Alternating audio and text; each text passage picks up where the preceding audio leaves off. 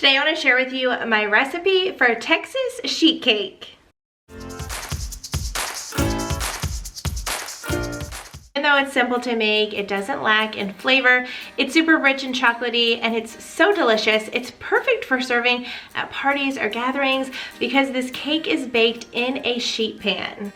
So it's definitely quite a big cake and perfect for a crowd. Get started by preheating your oven to 350 degrees, and then you're going to want to prepare a large sheet pan with some nonstick cooking spray. So for this recipe, I used a 13 by 18 large sheet pan, but if you have like just a 9 by 13, you can definitely use that. I would just add about 15 more minutes on for cooking.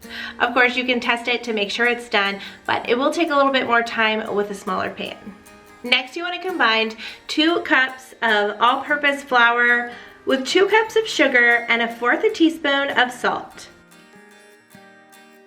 Then set that aside to use for later. In a saucepan, you're going to want to melt 1 cup of butter with 4 tablespoons of unsweetened cocoa powder. Once melted, add in 1 cup of water and bring this to a boil. Once it reaches a boil, remove it from the heat, and then add that melted butter mixture into your flour mixture that we prepared before. And mix it until just combined. To a separate mixing bowl, you want to add in 1/2 cup of buttermilk, 2 eggs, 1 teaspoon of baking soda, and 1 teaspoon of vanilla extract. Once everything's mixed together, you want to now add this to your other mixing bowl with our butter and our flour that had been mixed together.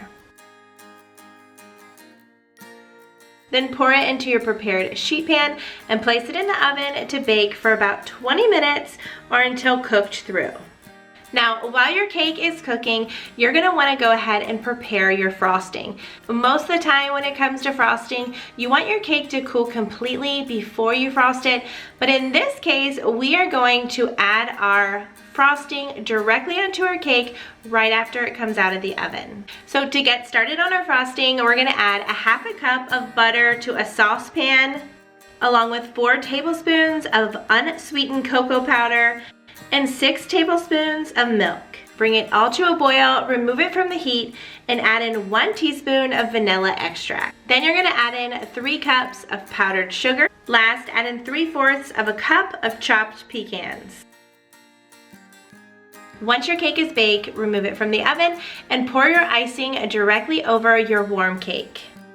Allow this to cool for several minutes so your frosting has time to harden, and once it's done, you are ready to slice and serve.